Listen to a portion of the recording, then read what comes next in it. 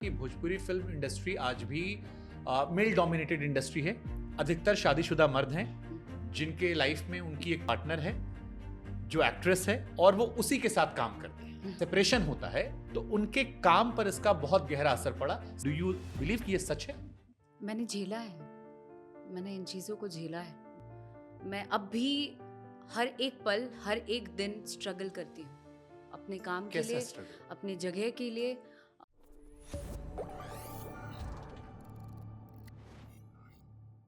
जी एक जी। सवाल पहले मेरे जहन में आता है। भोजपुरी फिल्मों में कई ऐसी एक्ट्रेस है जिनसे मेरी बातचीत होती है ओ वाह। और दोस्ती यारी भी थोड़ी बहुत रही। मैंने जो मेरा अपना एनालिसिस था, ऑब्जर्वेशन था, वो ये था कि भोजपुरी फिल्म इंडस्ट्री आज भी मेल डोमिनेटेड इंडस्ट्री है। बहुत ज़्यादा। ऐसी इंडस्ट्री जहां पर मर्दों की चलती है। अधिकतर शादीशुदा मर्द हैं हम्म, जिनके लाइफ में उनकी एक पार्टनर है जो एक्ट्रेस है और वो उसी के साथ काम करते हैं। और जब उनसे उनका सेपरेशन होता है अलग अलग एक्ट्रेस के साथ, जो मेरा अपना ऑब्जर्वेशन था, जिनके किस्से कहानियां पढ़े या किसी ने खुद बताया मुझे, ये मैं आपके संदर्भ में बाकी लोगों की बात कर रहा हूं मैं, जी तो जी। ये मेरा अपना एनालिसिस था कि जब उनसे उनका अलगाव हुआ तो उनके काम पर इसका बहुत गहरा असर पड़ा। साथ रहते उन्होंने कहीं और काम करने दिया नहीं और अलग होने के बाद परिस्थितियां ऐसी बनी कि आपके पास काम काम रोक दे। खत्म हो गया। और कई एक्ट्रेस को मैंने कोविड के टाइम में डिप्रेस होते हुए देखा है।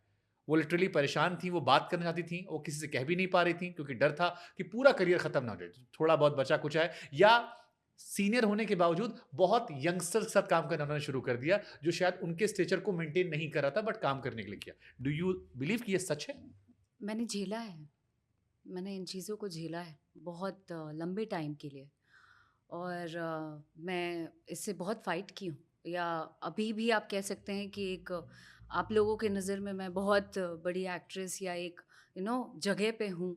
बट मेरा मानना है कि मैं नहीं हूँ। मैं अब भी हर एक पल, हर एक दिन स्ट्रगल करती हूँ अपने काम के कैसा लिए, स्ट्रगल? अपनी जगह के लिए। अपने लड़की होने के लिए भी मुझे बहुत जद्दोजहद करना पड़ता है, स्ट्रगल करना पड़ता है लाइफ में, अभी भी काम के लिए भी। तो एक फेज़ ऐसा आता है कि आप बिल्कुल कह रहे हैं कि पुरुष प्रधान इंडस्ट्री है, जहाँ पर बहुत ज़्यादा अपना वर्चस्व बनाया हुआ है लोगों ने, और वो अपनी पूरी हद लगा देते हैं, हद पार कर देते हैं अपने जगह को बनाने के लिए, तो वो कुछ भी कर जाते हैं। सो लड़कियों ने अगर ऐसा कहा है तो ये सत्य है, क्योंकि इनको बहुत अच्छा लगता है नए-नए फ़ेज़ में काम करना, और फिर जब आप चंद चीज़ों के खिलाफ खड़े होते हैं, तो उनको वो रास नहीं आती है। उनको ऐसा लगता है कि मुझे ना कैसे कर सकती है, बट या इसमें क्या लड़कियों का दोष नहीं है? मतलब जिन एक्ट्रेस, किसी भी एक्टर, क्योंकि ये सवाल कमेंट सेक्शन में आएगा, वो जी, कहेंगे कि आपने भी तो अपना लाभ उठाने के लिए किया। मैं शुरुआत करता हूँ, चलिए बहुत ही बिल्कुल। क्लैरिटी से शुरू करता हाँ, हूँ। हाँ, sure, sure, sure. Akshara Singh पर ये आरोप लगता है और अधिकतर लोगों की ये धारणा है कि अक्षरा सिंह की जिंदगी जो है वो पवन सिंह के इर्द गिर्द घूमती है। जी। पहले साथ रहने पर अच्छा काम, ना रहने पर उनके खिलाफ बयानबाजियों का दौर। बहुत सारे उनके फैंस जो हैं, आपके फैंस नहीं, आपके फैंस आपके लिए स्टैंड करते हैं, लेकिन जो उनके फैंस हैं वो ये कहते हैं कि आप लाइमलाइट में रहने के लिए उनके नाम का इस्तेमाल करती हैं, उनके बारे में बुरा भला कहकर, जबकि आप साथ उनके थे। जी। अब इस पर मैं जाऊं इससे पहले मैं चाहूंगा एक बार आप हमें बताएं, how you met Pawan Singh? कैसे आप जानते थे, कैसे आपकी शुरुआत हुई? क्योंकि उससे समझना थोड़ा हमें आसान हो आई जाएगा। मीन सबसे पहले मुझे मैं फ़िल्म इंडस्ट्री में आई 2011 में। रवि किशन जी की रवि किशन जी के साथ मुझे पहला डेब्यू करने का मौका मिला, सत्यमेव जयते film film. Hit. Film hit हुई, लोगों ने बहुत पसंद किया। बैक टू बैक हमने 3-4 फ़िल्में की, जिससे मेरा नाम हुआ। अक्षरा, अक्षरा समथिंग, कोई एक लड़की आई है जो पटना से है। वहाँ से मेरे करियर की शुरुआत हुई, और यहाँ चंद फ़िल्मों को करने के बाद मेरी मुलाकात हुई, जैसा पवन कि सिंह से। नाम लिया आपने। हाँ जी, उनसे मुलाकात हुई, हमने साथ में 1-2 फ़िल्म की, और मैं थी बहुत छोटी, मैं बहुत ज़्यादा मैच्योर नहीं कहेंगे। जी। तो मैं इज़्ज़त बहुत करती थी, मैं बहुत सीधी भी थी, कह सकते हैं। हम्म। तो जो जैसा कहता था उस समय ऐसा लगता था कि ही इज़ राइट, हम्म। या नो जो भी फ़िल्में आई मुझे ऐसा लगता था कर लेना चाहिए। ये चंद किस साल की आप कहानी बता रहे हो? ये आई मीन अराउंड 13-14 की बात 13 है। 14, ओके। हमारी मुलाकात हुई, हमने फ़िल्में की साथ में और फिर 14 में ही, लेकिन ये सवाल मैंने इसलिए पूछा क्योंकि 14 में शायद उनकी शादी हुई थी नीलम सिंह से, अगर मैं गलत नहीं हूँ तो।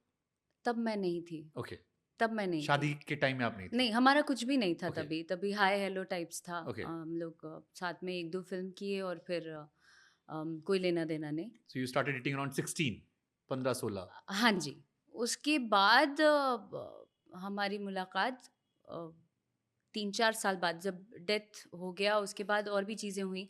हमने फिर एक फ़िल्म की साथ में। हुँ, तभी उनकी तरफ से ऐसा होता था कि यार अगेन कि यू नो अपने मन मर्ज़ी के हिसाब से नहीं है ये लड़की, तो मुझे काम से कई बार हटाया गया। हुँ। तभी हमारा कुछ भी लेना-देना नहीं था और मैं वो सब फ़ेस करती रहती थी कि यार मैं घर में जाके रिग्रेट करती थी कि मुझे आखिर मुझ में कमी क्या है कि मुझे काम नहीं मिलता है। मुझे बहुत सारी फ़िल्मों से हटा दिया जाता है। तो ये सवाल थे मेरे मन में। एक बार ऐसे ही होता है इंसिडेंट कि वो आते हैं घर के नीचे मुझसे मुलाकात करने और हाय हेलो होता है। तब भी कोई हीरोइन होती है उनके गाड़ी में और भी चंद लोग थे वहाँ। आते हैं, मिलते हैं और फिर नशे में हाय हेलो करते हैं, "अरे तुम अच्छा नहीं कर रही हो", ऐसा कुछ तो बोल के वो जाते हैं और मैं कन्फ्यूज़्ड कि मतलब ऐसे क्या बोला इन्होंने मुझे समझ में नहीं आया। अगर आप शुद्ध शब्दों में बोलें तो हम एक समय में बहुत भकोल रहे हैं लोल हुँ, टाइप के, जिसको यू नो समझ में नहीं आता था कि क्या हो रहा है और 5-10 मिनट बाद ट्यूबलाइट जैसा खुलती थी मैं कि हाँ, ये हो गया हुँ। और रोड क्रॉस करते हैं और उनका एक्सीडेंट हो जाता है।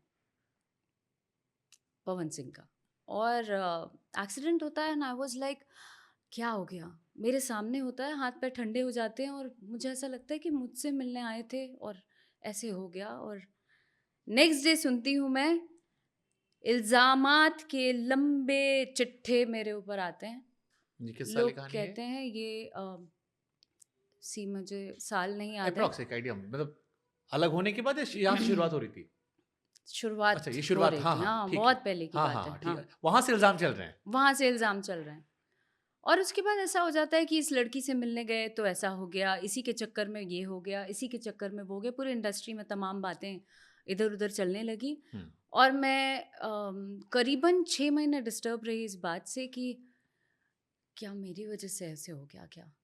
आई मीन मैं गलत हूँ क्या? हुँ। ऐसे कैसे हो गया?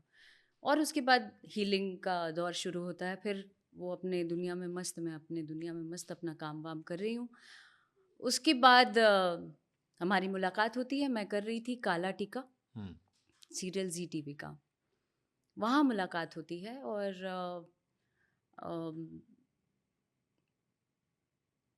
एकदम से मैं ब्लैंक भी हो रही हूँ, बट ठीक है, मुझे बोलना है। हुँ। वहाँ पे मुलाकात होती है और फिर होता है सामने से अप्रोच जिसको अब लोग कहते हैं कि यार मैं ज़बरदस्ती अपना नाम पाने के लिए या मुकाम पाने के लिए लड़कियाँ घुसती हैं और उसके बाद अपना नाम बनने के बाद ऐसे करती हैं वैसे करती हैं।